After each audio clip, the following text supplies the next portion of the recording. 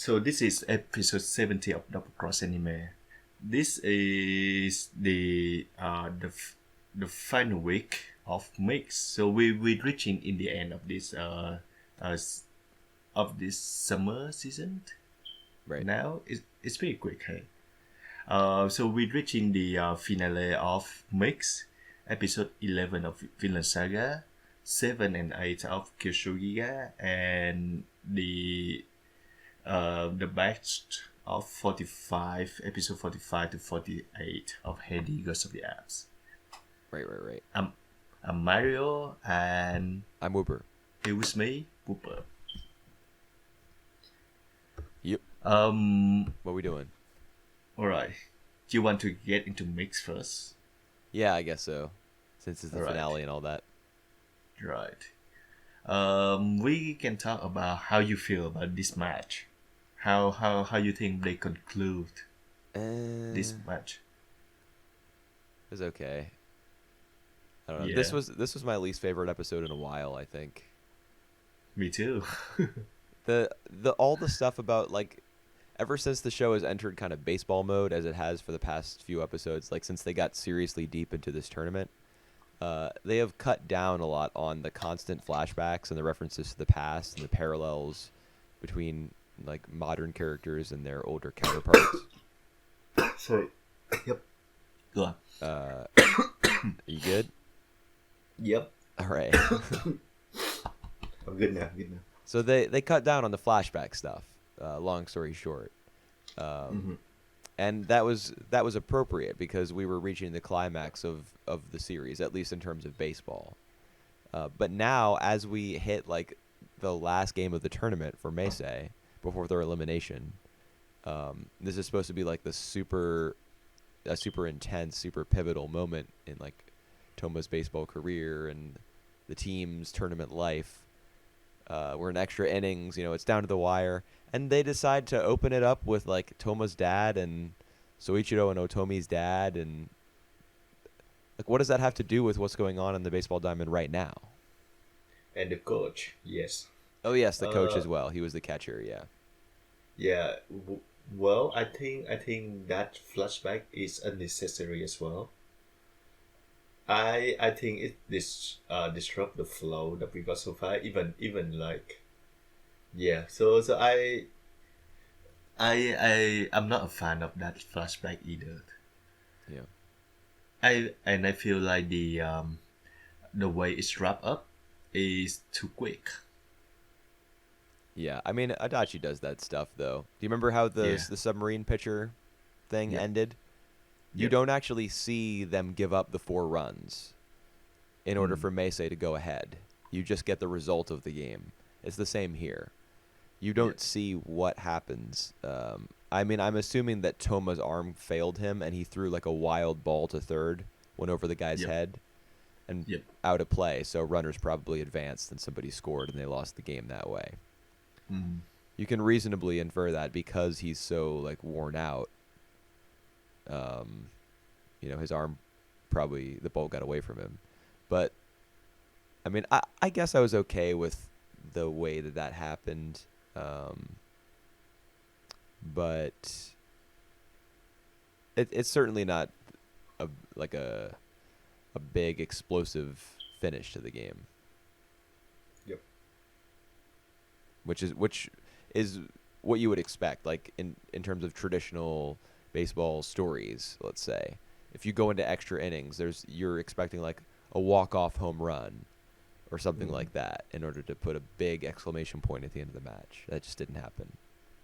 And yeah, and all these like side characters are basically ignored by the end. Who? I mean, like basically everyone, basically like all the opponents, that Tuma and Ochishido have faced so far, even like to the guy who's supposed to meet them in the finals, Nishimura. to yeah, Nishimura, to basically everyone, they just kind of be ignored. Yeah. Well, I mean, Even our girls. yeah. They hardly make appearances in this episode. Yeah, that's sad. Yeah, I mean based on where they chose to end the series. And I mean, based on the way this concluded, it might actually be a series finale. I don't know if it's going to come back because during the credits they time skip to what appears to be the next year, the next school year. Are they? Yeah, I because Otomi is now wearing the same uniform as Haruka, and what's his face, Natsuno or whatever that kid's name is in the middle school, the pitcher yeah who yeah has the yeah crush yeah, on yeah. Otomi. He is now in uniform with the older boys. Hmm. So I think what we saw during the credits there was a flash forward to them winning the East Tokyo tournament and qualifying for the Koshien in the next year. Yeah. So like they're in their full fledged. Right. So given that we got that kind of flash forward, I mean, that doesn't mean the show won't be coming back. That could just be the director hedging his bets against the odds of not getting a second season. You know, Mhm. it may come back. But I think that's why they made that decision, was All just to right. hint at what's to come and even show it for a little bit. You know what? Actually, that post credit scene, the pictures Yeah. show you like the characters from the future. So we got the younger brother Akai. Was he in that picture? I didn't see him. Yep. I even I took or- a I just opened up. I took a the screenshot of screenshot it. right now. Yeah. Can Is you he- can you just Oh, pull it I here? see him. I see him. Yes. I see Akai. Yep. Yeah. Who's the guy who's peeking his head up from between Toma and Soichiro? That's the captain from the old team. The first baseman? The fat guy, remember? Yeah, The the fa- first baseman. yeah. Why is he so Yeah. small? That dude is huge. There's no way he's that small. He just tried to hide himself. Okay, then I recognize So- everybody in this picture now. Yeah, Yes. that is So we got- Akai. That's right. But So no, we basically got the whole team. Wow. yeah, no Tomohito. So Yeah. the Tomohito joins Meisei theory has officially been discredited. Yep. Yeah, I mean, I thought the episode was okay.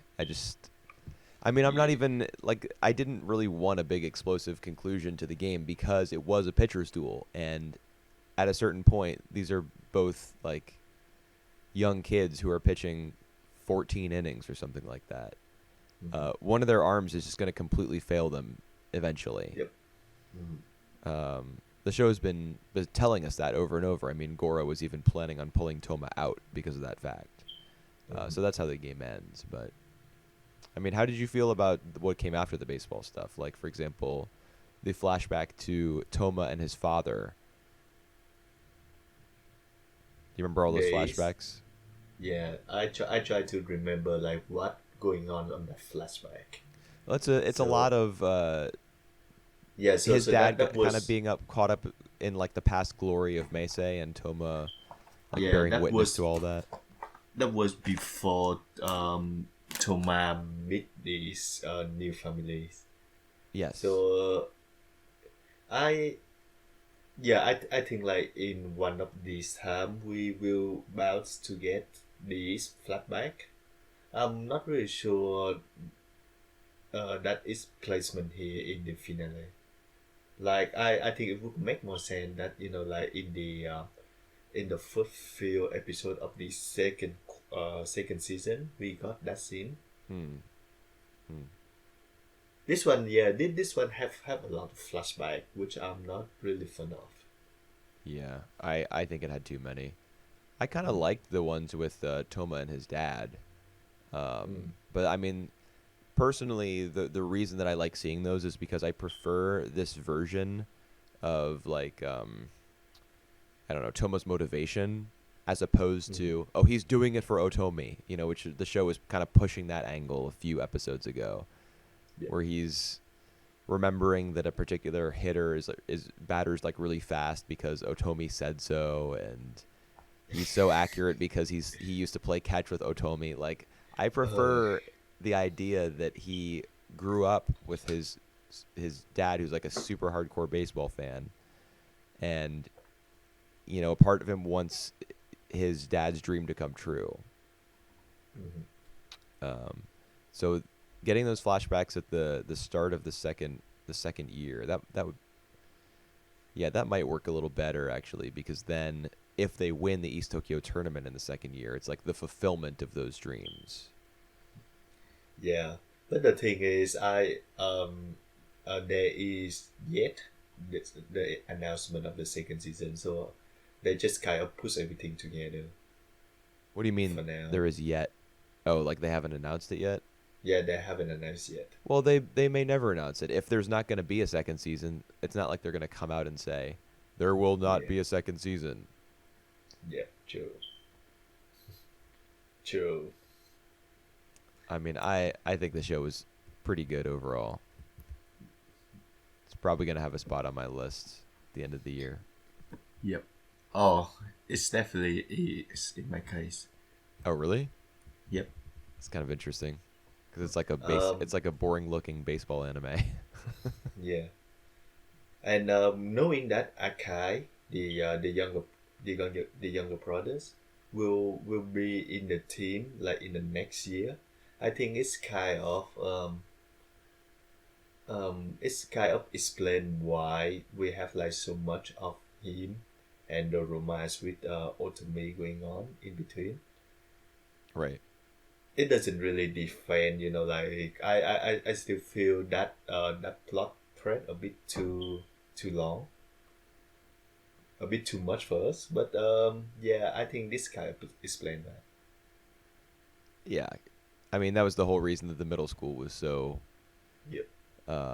prominent in the first place, is because you got a bunch of people there who are eventually going to quote unquote join like the main cast. Hmm. Hmm. Um, Hmm. and the author of the manga is just playing the long game, Yep. Yep. That's right. looking forward like the entire time to what's going to happen, like what the final picture is going to be. Yep. That's true. Uh, All right. yeah, Overall, I thought the show was how you pretty how you good feel about overall. Mix? Pretty All right. good. I mean, it does not touch Cross Game for me. Like Mhm. Cross Game blew my mind. Mix is just All right. pretty good anime. I mean, I think visually the show is not much to look at all. It's a sorry. It's a lot of pun intended that you put there. What do you mean? Mix is not touch. Cross game for me, for you. Oh, it does not touch Cross Game. I didn't mean to do that. That's that's a good one. Yeah. Y- I'll probably put that in my series review when I write it for the vlog. Right. Yeah. Visually, this show is. I think it's more on the boring side. Yeah, I mean, I would say it's below average. Yep.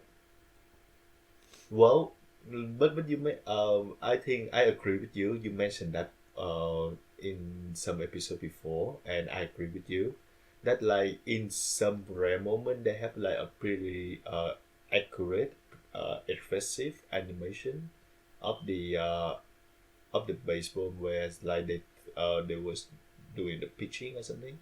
Yeah, every once in a while. There was actually a moment like Yes, this in this episode. Um, is there? yeah, it wasn't baseball related though. It was when Mita, the pitcher Yep. for the other team, Yep. after his team strikes out, Toma gets 3 outs. He gets up from the bench and takes off the jacket that's around his shoulders and like slings it down onto the bench next to him, and then gets up and walks out of the dugout. That moment when he like stands up and takes off the jacket was another one of those moments where I was like, hold on a second, why does this look completely different from everything else? Yeah. Uh, Well. so somebody really, I don't know, for some Yeah. reason they assigned somebody to that scene, and he was like, all right, I'm gonna do this right. It's a shame that like on this, moment is not the key moments. um, yeah, I guess. So Although I like, mean, the way this game ended, there wasn't really like a super key right, defining that's true. moment. They didn't show, Toma's arm going out of control. Yeah. Yeah. Overall, I really enjoy this show. I I just um like the characters. I love the characters the most. Like how they talk to each other, how they exchange, and how we learn about their chemistry through the way they talk to each other. That was like really top class for me. Hmm. Uh, the the baseball is more like in the long run as well. So like the mangaka Adachi, he always try into like you said, he looking more of the big pictures. So Right. it's like progress slowly but gradually. Um, like so basically overall, I enjoy mix. It doesn't touch uh cross game as well, Yeah. but it's still a really solid show. Yeah, it's good. You want to read the manga up after this? Um, not not that much. No, Alright, not really. I would rather fair, spend my time watching Touch than yep, continuing to read Mix. fair enough. And there's 100 episodes of that, so that would take forever. Yeah, Take true. like two full days of my life probably. Yeah, that's true. All right. Do you have anything else you want to say on mix? No, Or we can move on to. I gotta save some thoughts for my, my final post. All right. I Yep. guess. We can move on to Vinland Saga. All right. This It's is the forest for fire me episode. the fourth phase. You say? The forest fire episode. Yeah. Yeah. Opposite of fire forest. Forest Yeah. fire. All right. That's a pun. Yeah. I know. Just All right. explain that, please. All right. So it's the forest fire episode. What did you think of this episode? Underwhelming. Underwhelming. Why is that? Because I just feel like there's nothing that much interesting going on, except for the for the ending, for the cliffhanging. Oh shit. We saw Canute's face. Yeah, you're talking about the prince or the princess. All right. Except for that, I think it's run pretty much the same beat that we have seen so far before. So everything runs as expected. You know that Askeladd would come up with something like that. You know that like Thorfinn would face Thorkel again, and Thorkel would say something like that. Like everything happened really much expected. Yeah, pretty And pretty and much. from yeah, and for me like pretty much expected is not is not um is not that good. I expected more. I see. All right. Well, that's How unfortunate. about you? Um, I thought it was okay. Hmm. I mean, Canute, we got the helmet off. Is he gonna say something next week? Is he gonna He or do she? anything? I mean, it's a guy, Canute's, because Um, he's a prince. I mean, his father's referring to him as a prince. mm, yeah, maybe not. What do you mean? Maybe he was born a girl, the but the king just tried to ignore that. Oh, we're talking Like about a we had Rose of like Versailles situation here. yeah, we had this kind of story happen before. Yes, Rose was out. No, I'm pretty sure Canute is a man.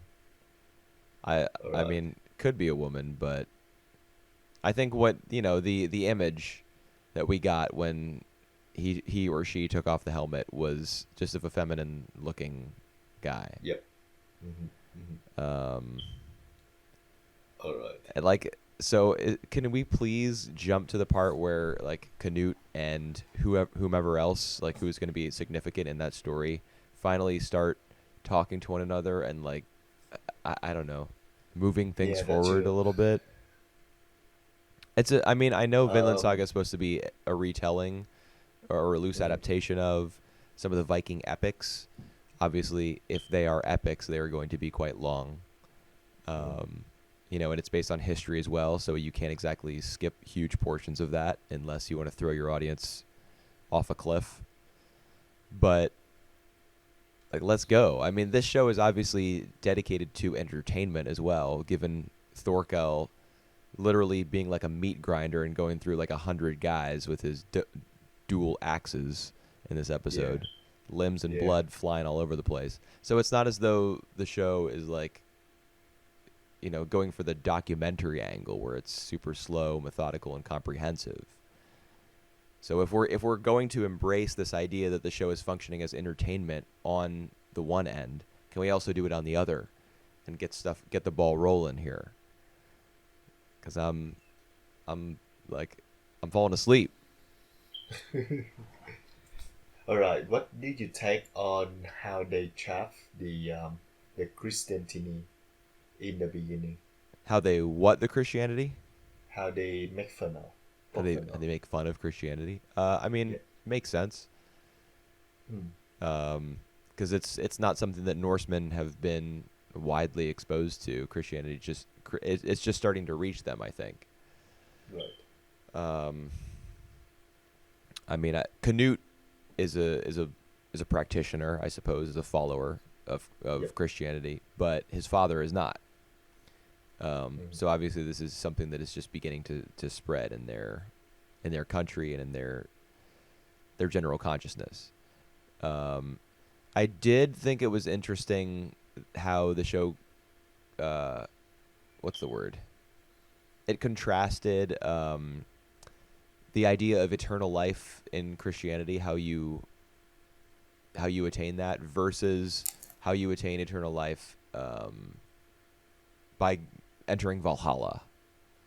Mm. Like the conversation between Torkel and Ragnar. Ragnar obviously being a Christian as well, and Torkel calling Torkel like childish because all he knows is war. But Mhm. the thing that's actually interesting about that to me is there is nothing that Thorkel needs to know apart from war. If the way that he'll, enter into Valhalla and achieve eternal life and eternal glory is war. Yeah. So it kind of, it makes sense that that's all he knows and that's all he cares for. And that's all his men know or care for. So I appreciate that conversation, but I hope that theme also like extends throughout the show rather than just taking place here on this like they're on a path in the forest and they just talk about this for a bit. I hope that isn't abandoned. I I do think it. Well, I get your point. I just see that it's basically random. I mean, like I don't think that the author intended to press that much from the impression I got from the episodes.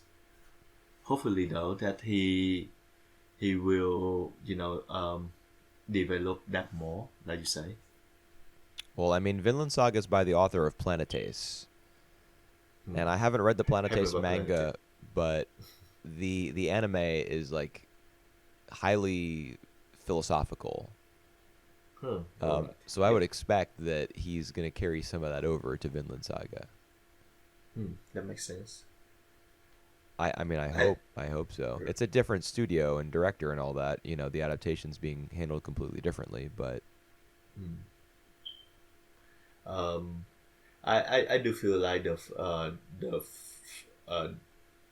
first bit when they make fun of the Christian is a bit heavy handed for me, especially when they ask one of the drunk priest, and then he just said something like the God is someone who can bring boost.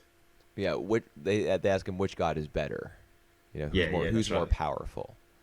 I mean, I thought that was fine. You kind of expect like it's fiction, so you kind of expect that there are going to be a few quippy lines like that. It won't all just be the way that you and your coworker talk to one another all day. Mhm. There's going to be there's some amount of cleverness that gets put in there in terms of the dialogue, the way the characters are relating to one another and communicating. Mm-hmm. I think about Berserk a lot while I watch this, not because it particularly reminds me of Berserk, but it's a comparison that a lot of other people draw, and I know that in Berserk there is a lot of kind of belabored conversation between Guts and Griffith about, you know, the meaning of friendship, the meaning of strength, Mm-hmm. you know, the meaning of teamwork and of loyalty. All of that is constantly being explored, like with those two characters representing different, you know, like differing perspectives. And I think that's fine. I think if Vinland Saga were to do something similar, I think that would be fine as well. But you gotta, like, the story has to be there. Yep. You know, the story has to be rolling along and taking you with it the entire time. And I think, I mean, for me, Vinland Saga has not done that on a consistent basis. Yep. All right. Is I have another question. Is Canute character design remind you of Griffin? Absolutely. Yep. When I was, But I just thought immediately Griffith yeah. when I saw the helmet come off. Yeah. Uh, And I mean, yeah. Just, Thorfinn is Guts in this story. So I'm sure there was some influence. right. And that's fine because Berserk is like, you know, 100 years from now, if you were to chart the history of manga, Berserk is going to be on that timeline somewhere. Yep. It's a massive deal. I think Blizzard and Monster might be there. Yeah, probably. I mean, Urasawa he would, if you were to write the history of manga, Urasawa would have his own chapter. Yep. Yep. Agree. Remind me of many of the new anime from him, adapted from his manga. I think will come out next year. You mean Pluto? Yeah, Pluto. Yeah. I think it's going to be, I don't know if it's going to be next year. Hopefully it is. It's a film, I think, rather than a All series. right. I didn't know that. Yeah, I mean, it was originally announced kind of ambiguously, and a lot of people thought it was going to be a TV series, but then there was some animation like festival in France, and they showed a trailer, and it said in French that it was going to be a film. I remember this happening like 6 months ago or something. Right. So a lot of people were disappointed by that, but I mean, I'm all for it because TV anime looks like crap. So make it a film, make it look good. You know, I'll wait. I don't care. Yeah, I got plenty of years left in my life. and I think it will have some more exposure if it released in movies, not in not in TV anime. Right, especially internationally. Yeah. Yeah, that's right. Yeah, true. All right. Is there anything else you want to talk? Or Vinland Saga? I mean, my notes are like really pitiful, really pathetic looking for this episode. So what exactly happened? It was all set in the forest, right? And then Yeah. they quote unquote save Canute. So he and Ragnar and the priest. It's just those three who are now allied with Askeladd. Yeah. And Askeladd only has like 100 men right now. Yeah. Where are they headed now exactly? Did they say where they're going? Are they going to return him to his father, or what's the deal? Nah, I think they go into the main city of Sweden or something. Like Tokyo had mentioned that. They will go into the same direction. Yeah, he said we're going to meet again. I don't remember. Yeah, where he which said is they were like the I think the capital city of somewhere Sweden or something. Denmark? I don't know why though. I don't know why they have to go there though. For the plot. I don't know. Yeah. All right. Well, cool. At least they're going somewhere. They're not just going to stay in this brown-looking forest all the time. Yep. I do think like when the show first premiered, everyone was like, "Holy shit, the background art looks amazing." But looking at the forest in this episode, I was like, "This looks gross." Yeah, because the whole thing happened in the forest. So Yeah, but the depiction of the forest itself was like, I don't know, really, really kind of splotchy looking. Not a lot of definition to the foliage or to the trees or anything. I did not like the aesthetic there. um, and we get another confirmation that Escalade is actually trusting um Thorfinn, I don't which know. yeah. I Yeah, think which for me it's really meh. I feel like everyone's overestimating Askeladd's interest in Thorfinn. I mean, I know that's what we're supposed to get out of the story, Hmm. but he really does seem to treat him as somebody who's like dispendable, dispendable, expendable. Oh, expendable, right? Yeah, it's not like he's. I don't know. I'm not really feeling it between Askeladd and Thorfinn. I mean, that conversation in the ruins in episode 10, as the sun is like starting to peek up over the horizon, that's supposed to be really meaningful and stuff. I was just like, All right, yawn. I see. I'm a hater, dude. I'm just a hater. Right.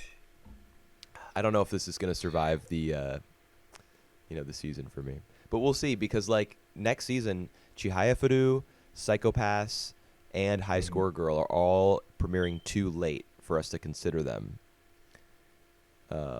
So I don't know how we'll handle that. Right. We might just like only pick 2 or 3 series or something. Yeah. And then once one of those shows or 2 of those shows come on the air, we'll add them on. We'll figure it out. Yeah. Yep. I'm not really that confident in Psychopaths 3. Yeah. I mean, they actually put out a trailer, which is good because for the longest time we had no information. We still don't know who the series composer is. Oh, yes, we do. It's the guy from season 2, so that is extremely scary. Right. Oh wow, I haven't watched the second season now, so I actually I don't know if I could try it. I mean, you can just watch one episode, or if you really don't care about it, just watch 0. Zero. Yeah, Yeah, zero episode. Yeah. There you go.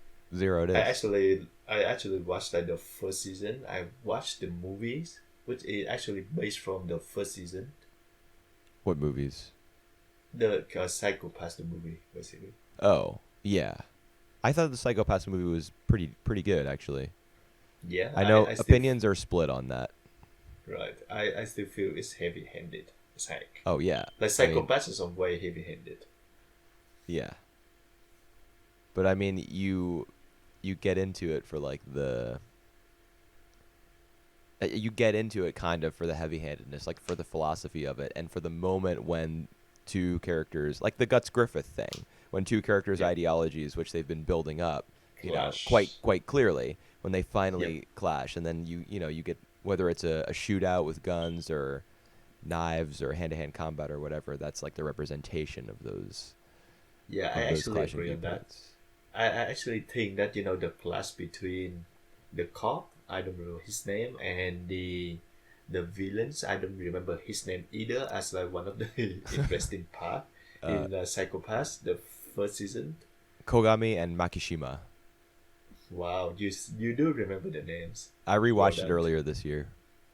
I just feel now that the because the whole thing was told from the point of view of the female officers. Yeah, I know you've And said you don't like her character. yeah, she's just too plain. I think she's pretty interesting. Really? Yeah. All right. How she performed in the second season? I dropped the second season. It was really bad. Like from the beginning, it was really bad. All right. So that's why I'm Yeah. scared about the third one, but I'll give Yeah. it a try. Yeah. Yeah. I gonna give Psychopath another try as well before this year end. What do you mean, like This is- rewatching the first season or trying the season 3? Rewatching the first season, Ah, so that hopefully my opinion of that will differ, will improve. well, it's tough to that's a tough sell because the good material is not front loaded. You know, like the stuff the stuff that I would say is good about the series does not come in the early episodes. Well, I actually enjoyed like the first few episodes more than what happened in the middle part. The middle part is when the whole thing with Makishima like really ramps up. Yeah, yeah, yeah. He's not even introduced until around episode 6-ish. Yep. That's alright. I actually now I'm more interested in to see like the week to week case. Right. So yeah, like that's the early first stuff. the first few the first few episodes they had that. Yeah. So yep. I If forget I what have time. what is this podcast about again? That's about the anime of the decade. No, I mean the one we're doing now. Psychopath version. All right, Is so this now the psychopath? The psychopaths? The psycho. I'm trying to make a pun out of podcast and psychopaths, but it didn't work. the psychopath in the past. The psycho something. podcast. Yep. That's a good one. All right. Let's move on to Kyoshogi then. All right.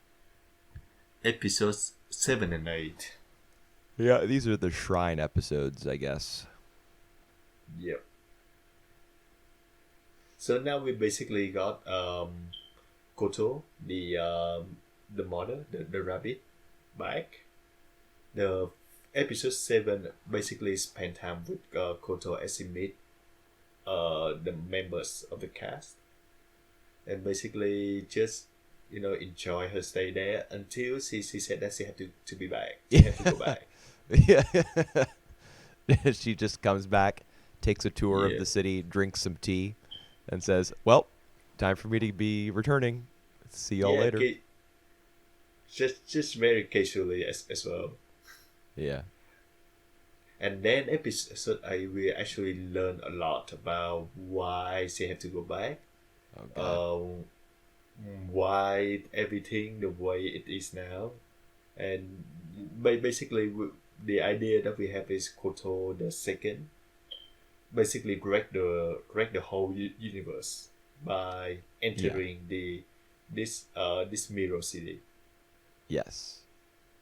Wow. All we did in episode 8 was learn. Nothing else really went on. It's a lot of things going on. Well, I mean, there are like planets crashing into the ground and stuff, but it's mostly situated in like one little clearing near the red tower in the middle of the Yeah, city. true. And it's just like talking about how Inari is actually Myoe, and the Mirror Kyoto lies beyond the 13th fault or something, and as a result, all the other 12 dimensions are going to collapse, and a whole bunch of techno babble and like a plot out of nowhere that really is not pushing any of the characters forward, in my opinion. Just causing them to all have something to do, it feels like. All right. I'm so right with the review that Koto is the one messing the whole thing. I'm a bit confused about like the way that she come up to the solution. The solution is just, we're gonna smash stuff with a hammer and the power of our hearts and family. Yep. And then that'll fix everything. Right. Like I don't know what her intended solution is. What did she say like at the very end? All right. She said that she said to the head of the Shrine. is it the shrine, that either you save the city. I think it's not the exact word, but Yes, she I remember implied that. that either you save the city or I wreck the whole universe. Right. Yeah. So in essence, you better leave, me and my family alone in this dimension and fix it for us, or I'm gonna smash a bunch of stuff with a hammer. Yep. That's right. Yeah. Is that count a terrorist? Is she a terrorist? I don't know. I mean, she invaded Mirror Kyoto by smashing the mural that Mioe the First made. Yeah. Does that count? I mean, she was sent there, right, by Shrine, or I no? think. All right. No. She was. She. I think she trying to find her family. That's why she smacked that mirror, and disappear from the shrine. Because I remember they had priest of the shrine mentioned that she disappeared on the first day of the duty, and then she reappeared briefly during the time that she got out of the The robot. yeah, he got out of the robot to meet Koto the rabbit, and Right. then disappear again. Right. Right. Right. Yeah. That's because Mirror Kyoto is hidden. Yep. Because Mioe the First hid it when he created it. He says something along those lines in that episode. Like, it's a good thing I hid it so cleverly. Yep. Otherwise, it would have been found right away. How do you think about him? Because I think he's really inconsistent right now. I don't really, I don't really get him, and I don't Yeah. think we're supposed to understand him yet, Mhm. and maybe we never will, because I mean the series is more about the damage that was done to the children and how they carried that burden of having to make their way in the world without their parents. It's more Yep. about that than it is about the parents themselves. We just got a little bit of information about them at the start, with, Yep. I mean, the origin of Mirror Kyoto. We got a couple episodes about that. Then they hit the road. Mhm. Like, what do I think about him? I don't know. Why exactly did he leave in the first place? I mean, I understand Because that he created this world and he hid it from Shrine so that they wouldn't. He's some sort of god, you yep. know, and he hid it from Shrine so that it would never be found. Because I think the priest, the shrine, looking for him. I think Right. so. So if you hid Mirror Kyoto so well, why don't you just stay there? Like, why did he have to leave? That's what I'm wondering. Yeah, I think because if all right, I think because if he's still hiding, they will try to pursue to looking for him, and might as well find that mirror series. But if he came out, they will they will not think of finding the mirror city, because they don't think that it uh it is the play that is it. Okay, yeah, I It guess that does that makes make sense? sense. Yeah, yeah. Yeah. Because if he vanished without a trace, they would be like, "Where did he go?" Yep. But Yep. when he comes back this way, it'll be like nothing changed at all. Yep. But then, But Yeah, Koto is the one who ended up kind of alerting everyone to the existence of Mirror Kyoto. that's right. And he kind of like proud of her power, to the point where like when she wrecked everything, he was like really happy about that. Yeah. Well, I mean, he has a saber and she has a hammer, and they both have the same destructive capability. That's Yep. even brought up specifically in the episode. Like, when he's questioning her on how she made it into Mirror Kyoto, she said, "Well, I just hit it with the hammer, just like you hit stuff with the saber." Mhm. Mhm. So she has like the dimension crossing, boundary hopping sort of abilities that he has as well. Mhm. So yeah, it would kind of make sense that he would take some pride in that. Um, Yep. Parents they like when their kids do the same stuff that they do. I don't know. I guess it makes Yeah. them feel good. Relatable. Well, they're just projecting all their thoughts and feelings onto their children, Yeah. Well, which is at the same bad. time, yeah. At the same time, though, he actually didn't tell Koto anything. I mean, he was her mentor. He was her master Yep. within Shrine. So I don't know about, like, he didn't tell her anything, but certainly their family situation he didn't reveal to her. Yep. I even wonder, like, did Koto the First, did the rabbit know that Inari and Mioe were the same person? because she knew about Inari, the member of Shrine. Yep. She thought that Inari was looking for her. I don't think she knew that he was Myoe. Really? Because I think that she knew. I Oh don't yeah. know. Well. I mean, maybe she did. I don't know. It's not like none of this is 100% clear, Yeah, that's right. which is fine. Yep. But Because this is the story of Koto the second and Mioe. well, Basically. that's the thing. Like, it really isn't though, because the entire show is fragmented. Yep. The opening episodes are about the origins of Mir Kyoto, and then we get one episode for each of the three members of the council, and then then Koto appears, the rabbit Koto the First appears. We get an episode about that, and now there's the shrine episode, and so then that's going to have to be resolved at the end. Like it's not really the story of Koto or the story of Mioe or the story of anybody. These characters are all appearing in a lot of these episodes because it's taking place in one alternate dimension where they all Yep. happen to be, and they're all the most important characters there, but it doesn't really feel like a character piece to me. It feels like a very stylish hodgepodge of I don't know, just whatever was in the imaginations of the creative team at the time, and the characters are kind of like glue holding it all together a little bit. All right. What do you take on why who is the second Yase losing the memories of everyone? That I don't think we understand yet. All right. Although I remember that Mioe the First makes a comment about her, like, "Oh, she's losing her memory already. That's my daughter." Yeah. Something along those lines. Like, why would he be proud about that? I'm not sure. No. He proud about Koto the second have the ability to erase people minds, people memories. She erased her memory. Yeah, I think that's like one of her effect. Her power basically, sorry. How did she do it? No idea. That's why I wanna ask.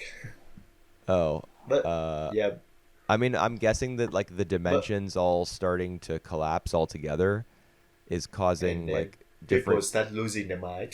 Yeah, well, they start losing their memory, like because Yase is a drawing.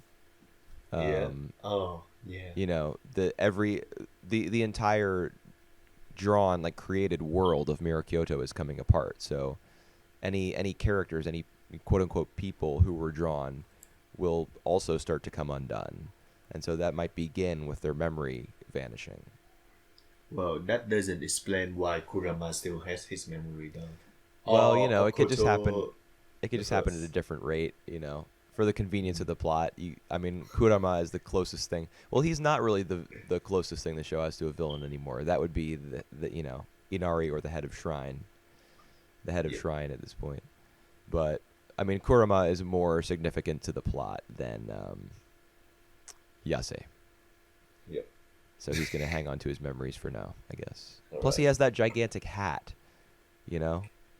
So his memories are Oh. trapped up in that gigantic orange hat. I thought you mean teacup. Yes, that work as well. Yeah, well, the teacup can also catch his thoughts as they like leak out of his ears. Oh my god. Poor Yase. Yeah, she really has gotten kind of the short end of the stick, I guess. Yeah. Myoe is significant because of his family situation. How he was kidnapped, like forcibly adopted, and I did like that conversation that he has with Koto about like your family is here and you can help them, so do it. My family is gone; they're dead, and I'll never see them again. I've been separated from them forever, but you still have a chance. And then he talking about his family basically. Yeah, well, just the fact that his family's gone forever, Yeah. and hers is still there. So I'm sure that his anger at that situation, at having been taken away from his family and being forced to live a life that he didn't want to live, quite literally, Mhm. given his suicide attempts. I'm sure that he holds constant anger and resentment and sadness about that, at all times. I'm sure that is always weighing on him, to some degree. Mhm. So he doesn't want Koto to. He doesn't want the same thing to happen to Koto, because everything, all of reality and all these dimensions, whatever, they're all collapsing. The same thing could happen to her and to everybody, if they aren't able to solve this problem. Right. All right. How do you feel about Kyosho Giga so far? And now we only got like 2 episodes left. I mean, I'm having the same problems with it that I did when I watched it the first time. Yeah. Yeah, it's just coming undone the closer it gets to the end. Hmm. All the close looks that we got at different characters in these individual episodes leading up to this, most of that has become unimportant, and now we've moved on to the shrine thing, and like worlds are ending, but Mhm.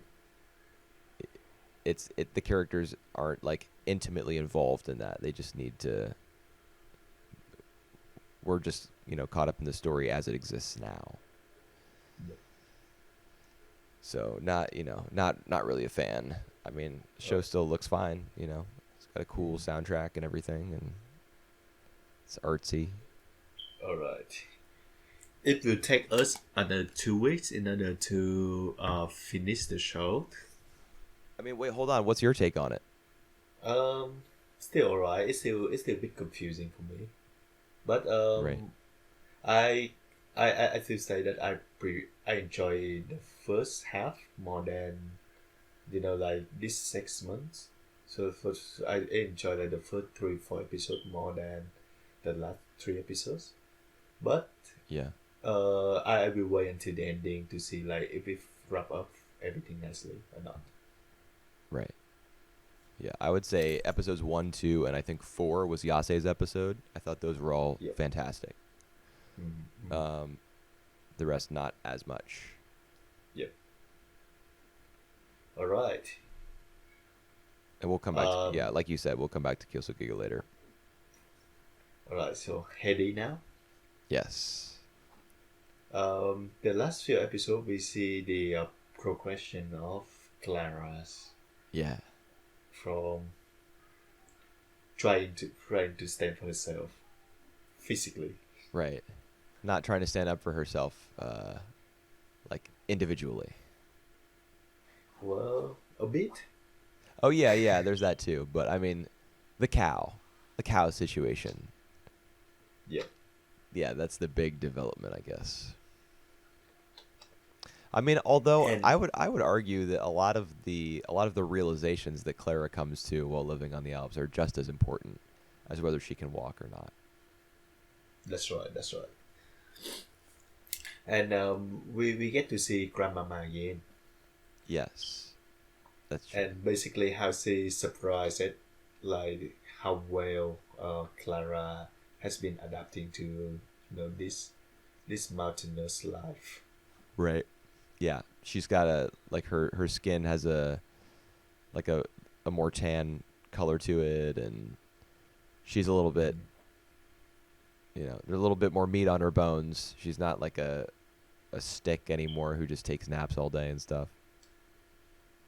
Yeah, but the thing is, she only have bread and cheese, right? Yeah. No meat.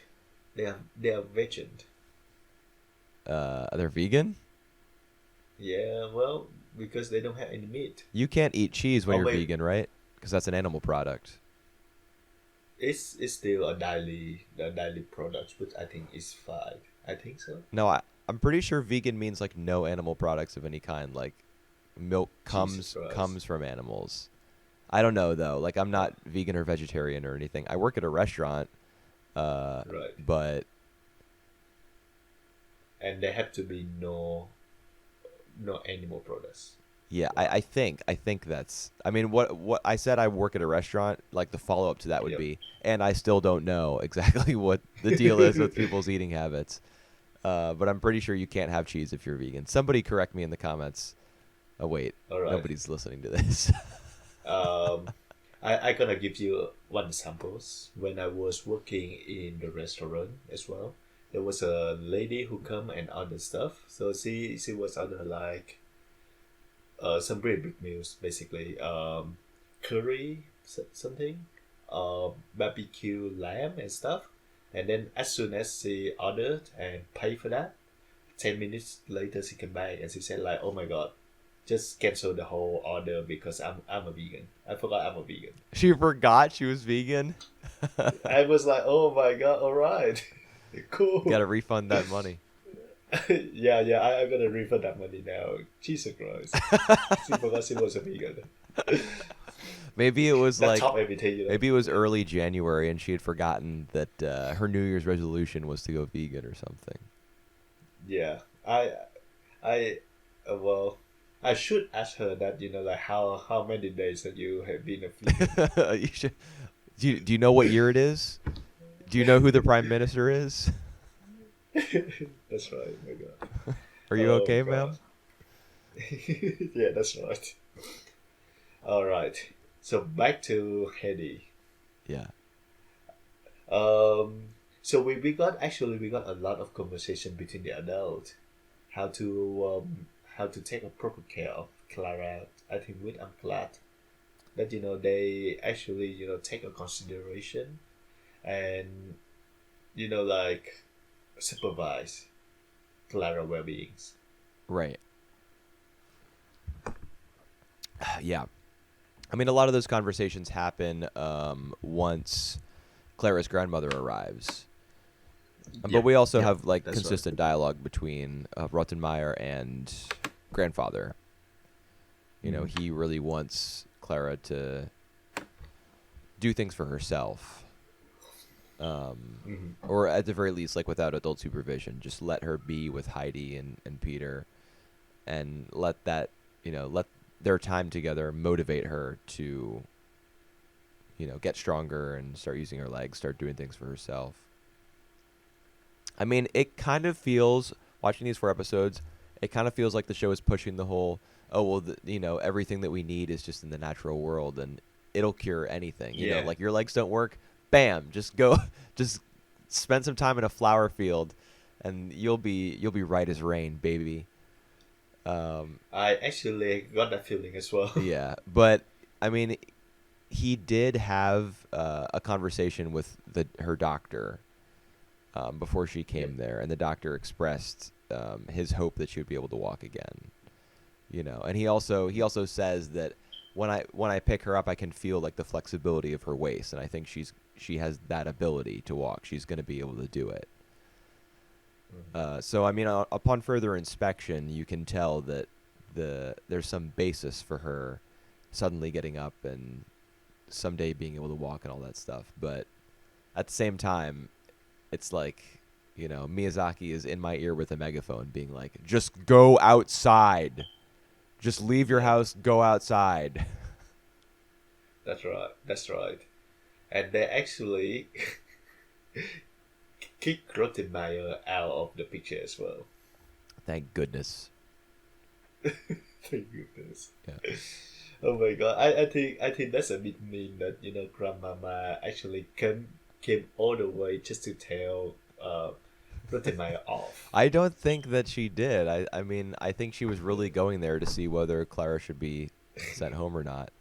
And she was so overjoyed at, like, Clara's development that she was like, well, this is the place for her. See you later, Rottenmeier. The servants are in an uproar without you, which is almost certainly not true.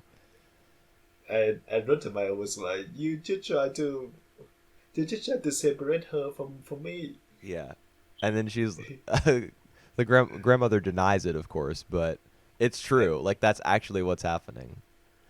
Yeah, and then 10 seconds later, she was like, okay, I'm fine. I will listen to you. Yeah, I mean, I understood that to be pretty normal because in the end, it is the Sesamen the family that she serves. You know, it's not as though she's tasked just with Clara's upbringing. That's obviously a big part of her responsibility, but she is also like the lady of the house, you know. Yeah, that's right. So if grandmother is telling her you need to go back to the house, then that is, I mean, that's her job. Yeah, yeah, that's right. So off she goes. And we see Peter, who Yes, yes, he, Peter. he's a he's a nice boy. He built the chair, the backpack chair. Yep, yep. Yes. That's awesome because it plays into his whole, he's like handy. He built the Yeah, sled. yep. He got to do woodworking with Grandpa during the winter, which we never saw, but he did it. Mhm. And now he's made this chair, and And it's mastered it. Yeah, that's yeah. right. Now he's a master craftsman. That's right. Now he made this chair, which is really dope, and Hmm. it's just it's really unsafe. He's like literally It is. climbing rocks and stuff with her sitting on that chair, which I didn't even see handholds on it anywhere. There is a handhold, but there is no seatbelt. Yeah, Next time, I try to mean, make this a was seatbelt. probably before seatbelts were invented. When were seatbelts Yeah, invented?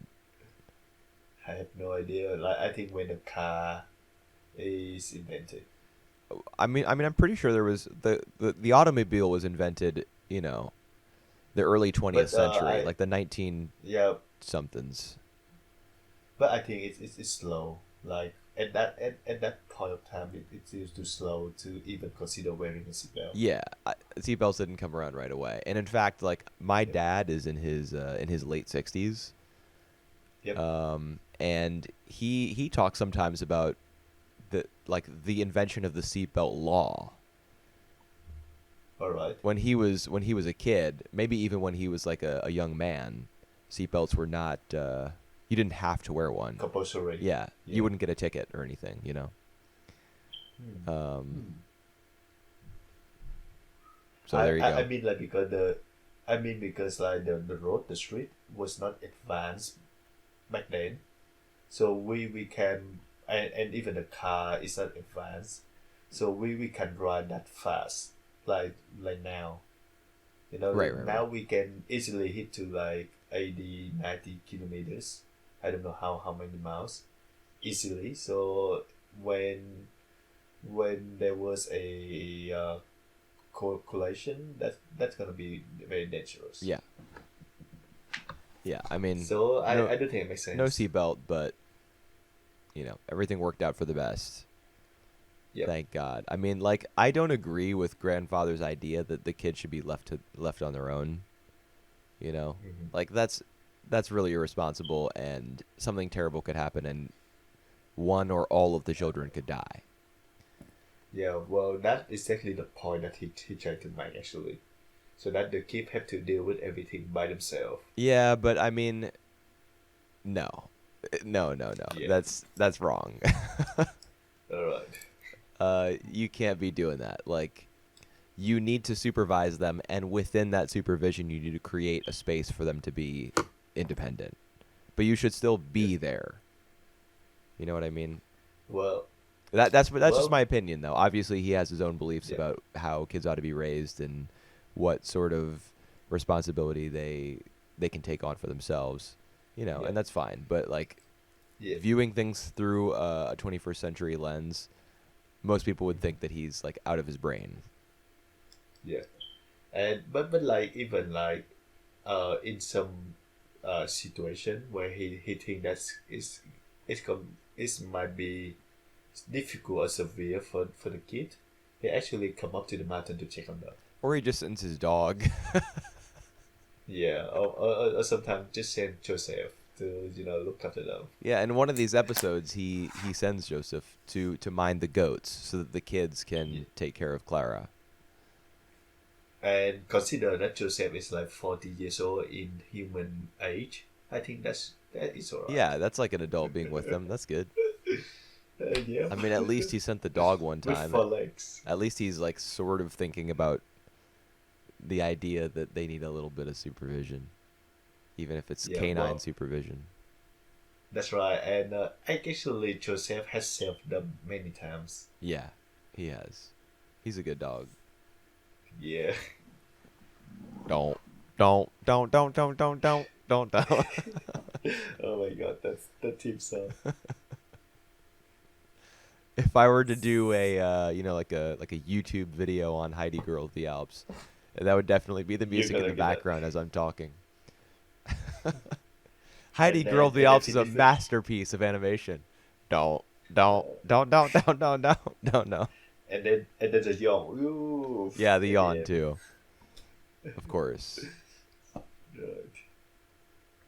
So yeah, I think the plot now is focused more on the progression of Clara's more Yeah. than anything. Yeah, I mean, to the exclusion of a lot of other stuff. In fact, Peter's grandmother even makes the comment that where's Heidi? She's never around here anymore. But Right. then Clara comes down to read to her, Yep. and Yep. she's like, "You have the voice of an angel. When Yep. you read, I can really understand the meaning of the words, and I really feel their meaning in my heart." Uh, Mhm. and I was amazed by that scene. The the reaction that Clara has to hearing that, Yep. even though she can't walk and her physical ability is very limited, when she's able to provide that meaning in someone's life, do something good for them, she's so overwhelmed by that, and she says like, "Steki nakimochi," like, what a lovely feeling. That's how she describes how her experience, like her emotional experience. And she says, "Anytime you want me to read to you, anytime I'll come down." Um, Yep. I thought that was, I thought that was beautiful. Yep. Uh, And yeah, yep. I also like the scene where grandpa make her a break for her wheelchair. yeah, that is cool because that saves her at one point. Very shortly after she gets the break, she starts rolling Yeah. down the hill and she gets to use it. Yeah. She actually tried to do that. I think. Wasn't that when Heidi was bothering her to put on pants? And Oh right. Clara was just like trying to get away from Heidi for a second because she was like yelling at her to put on these pants, and she has no idea why. Yeah. Yeah, so she rolls away. She All right. uses the brake, Yep. All right. and she just wants her to put on the pants so she can go up to the field of flowers. Mhm. All Um, right. that was Wait. another what's up? Yeah. I just thinking like Rottenmeier really got the short straw Of course she because like too did. many. Because a lot of the time that she tell Clara to study, and Clara just say like, "Oh no, I want to go up to the mountain today, so maybe tomorrow." Yeah, And she says like, "Okay, tomorrow is fine, but remember to do that." And then the next day she would come down to Peter grandmother's to read to her, yeah, and then yeah. I mean, I Clara's I starting don't to get a even little bit see. bossy Yeah, in these I episodes. don't. I don't even see like like the whole thing that Rottenmeier just come up there and just make just meet her for like 10 minutes No, she like stays and there all then day. and then Clara go up to the mountain and leave her alone. Yeah, yeah. I mean like she doesn't even have like a role in there. Yeah, That's why she being sent back. I guess. Yeah. I mean, it is kind of sad that Rottenmeier, she wants to be. I mean, I don't know. I don't think she's very helpful to Clara. No, she not. She doesn't really No. think about Clara in terms of what she wants or what she needs. But it's true that Clara is like ignoring her orders, probably because they are orders. Like, do this, do that. No, I don't want to. Well, there has to be some compromise there. But Rottenmeier, Right. you know, Yep. she just says tomorrow, and then Clara's like, I mean, in episode 47, I mean, I remember Clara like scolds her grandmother for spending all day talking to other adults instead Yeah. of playing with her. Yep. And she complains about having to work on her studies even when her grandmother says, "Okay, it's time to study. You can't neglect your studies. Let's do it." And Clara's like, "I don't really want to," but she does. Yeah. Hey, Dad, you want to study with me? Yes, that's right. Yeah, she says "sumanai." She says that all the time. Like that'll be boring. Uh, I think she picked that up from Heidi probably. "Sumanai." All right. At least see enjoy the scenery. Yeah. Well, she's getting better. That's Yeah. what's Yeah. important. She's already a That's very right. bright child, it seems. She's able to read that prayer book very, Yeah. very neatly, nicely, to the satisfaction of an old blind woman. So, I mean, if you're a kid and you can read on that level when you're her age, you're doing fine. Yeah. You know, it's just that and math, Yeah. really. True. That's true. And the whatever science that she, like, if she were a student in a modern day school, whatever science that she might be taking is more than made up for by the time she spends outside, I think. Yep. So I think she's probably fine. If she knows some arithmetic, knows her times tables, she's good to go. And actually, like, even she playing outside as well, and she making a lot of friends, meeting a lot more people along the way. Not really, right? So not a lot, but she's like compared to when she was in Frankfurt. Well, like that's the thing. I think the show kind of references the fact that she's making more friends and stuff, but isn't it really? It's really just Heidi and Peter. Like she hasn't met any of the other kids down in Dorfli or whatever the village is called. To grandma. Well. Oh yeah, Yeah. yeah. I guess like Peter's mother and grandmother. I guess that counts. Yeah. And then Yeah, Joseph but and that's true. the goats. The goats are her friends. Yeah. What they name Cutie. Yeah, Chi-chan. Yeah, Oh. Cutie. And then We don't see much of Yuki anymore. yeah, too bad That's because Yuki is old and busted now. right. Cutie is the new hotness. Yep. Uh, Jeez. she's got the little bell, and because the little ones have the bells, and then the older ones have the much kind of those rectangular bells that make that mellower, like deeper sound. Instead of like a ringing bell, it's kind of like a da-dong da-dong. All right. Yeah, that's my bell impression. Yep. Oh boy. All right. What do you expect on the last 4 episodes? There's gonna be more Clara stuff. Standing up, yeah. Maybe, yeah. I mean, I don't want her to start walking. You know what I Yeah. mean? Like, I would like to see some very slow progress at the very end, with the promise of maybe more to come in the future that we won't see. I don't want her to be running around with Heidi and Peter. I think that would be No. totally inappropriate. Yep. But like she's already stood up once, and I really did appreciate the fact that she didn't even like believe that it had happened, because she was so paralyzed with fear she wasn't like totally attending to what was going on. So when she stood up, she falls back down.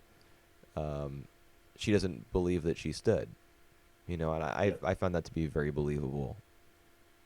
And I felt like even the grandmama and Hedy, just trying to get her to walk again, also believable. Yeah, I mean, like, but also damaging potentially. yeah, to Clara. that's right. Like especially I the way just, that her grandmother pressures her.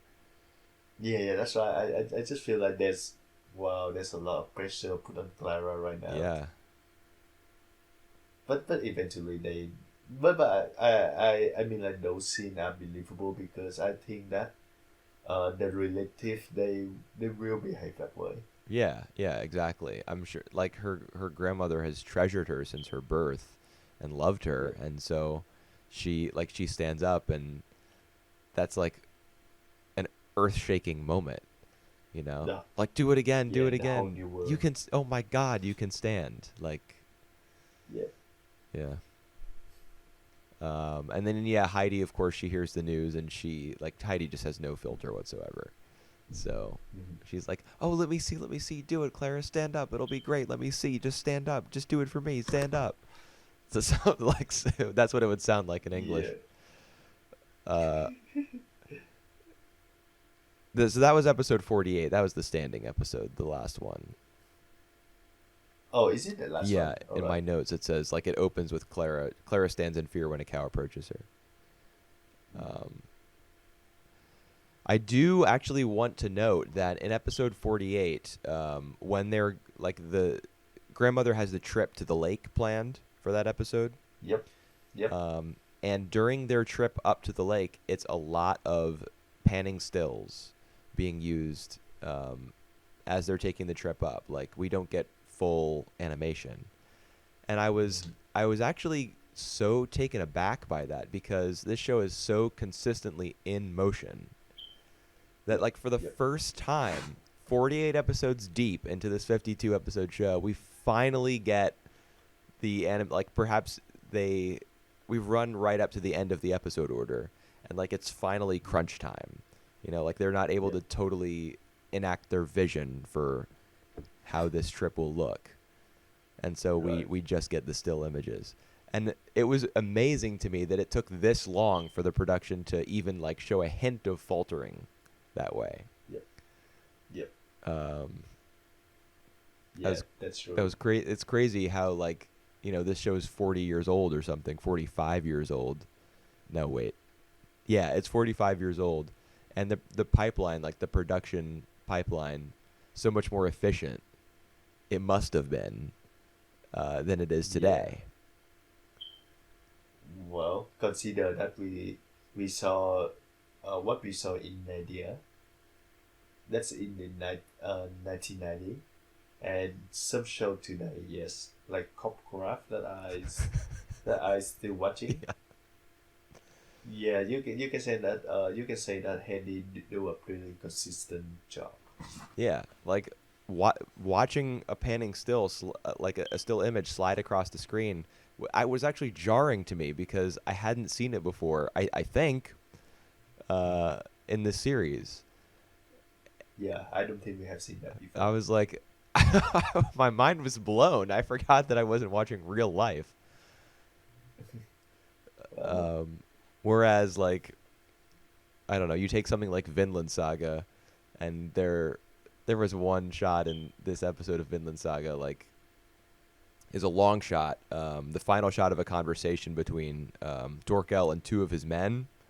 You Yeah. know, where the camera's really far removed from them, and it's just like sketches of these three guys, with the lips barely flapping on each of them as they're talking.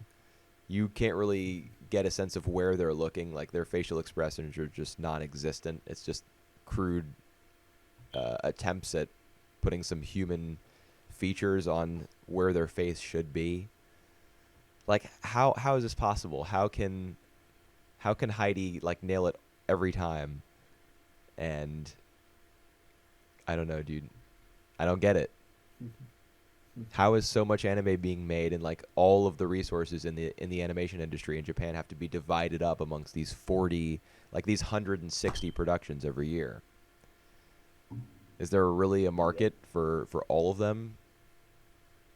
I don't. There should be a market. I don't know. Otherwise, they don't go all out like this.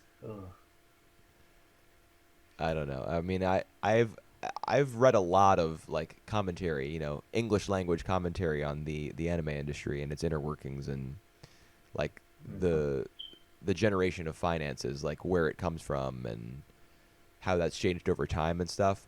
But I mean, I don't really understand it, and I think that the resources to learn about that kind of thing would be much more plentiful if you knew Japanese and if you could, you know, use Japanese Google, or just Google Well. Japanese terms and look into things that way. I mean, I'm sure we only have a small Right. window Right. Yep. into that. I understand what you. Yeah, I understand what you say. I just don't know how we got to this point, where so much anime is being made and the vast majority of it is not a lot of care is put into it. It Well, seems to me. yeah, there is a Angel. He been saying that the amount of the numbers of anime was lessened compared to the last few years. Compared to like earlier this decade. Ah, okay. So Really? yeah, yeah. So the number of the anime being released, I can hardly being believe that. being airing each seasons. There's like more than 40 shows airing in this upcoming fall season. Yeah, he said it's significantly less than What? Yeah, I don't know.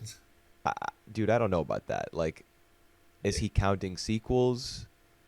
If he discounts Not really sure, sequels, I then think. there's going to be a lot fewer this fall. If you take those out. I think he does count on the sequels, Huh. but he keeps saying that for a while now. Well, okay. Right. I mean, I would say that that's probably a good thing. To each his own, I think. Well, I mean, if it's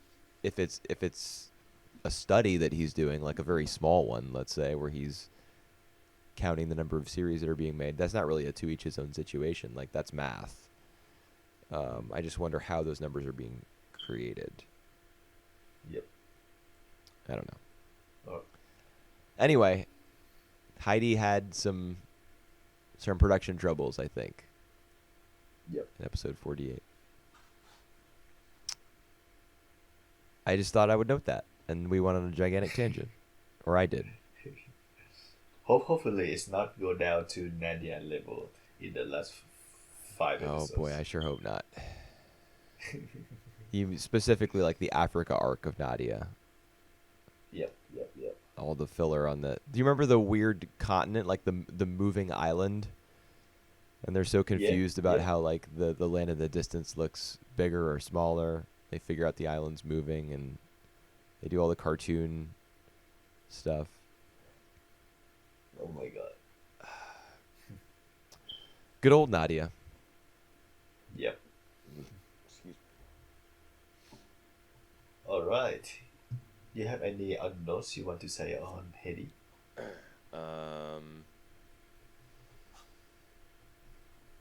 Yeah, I mean, I could. We didn't go into episode 45 a lot, but I mean, I'm good. I think I'm about done. What about you? All right. Yeah. I don't think of anything else I want to say on Hedy. All right. Well, got a big week next week. Yep. You want to announce that to to the audience, anyone who listens to the podcast? You're right, the audience. I mean, you can do it. All right. So next week we're gonna do the our top 30 personal 30 with Brian. 50. Oh, sorry, 50. Oh my god. With rank list, and we're gonna so that's gonna be the very big episode next week. There will be blood. Yeah, we. If you do not And rank all my favorites sufficiently highly, there will be blood. And we're gonna argue a lot, like on this ranking, and we're gonna fight to the end. Well, Until one of us. the end is November 30th. We're going to do it again. That'll be the Right. end, That'll be when Yep. one of us kills the other one through the internet. Yep. All right. So hopefully you tune in for the next week. Tune in. Do it.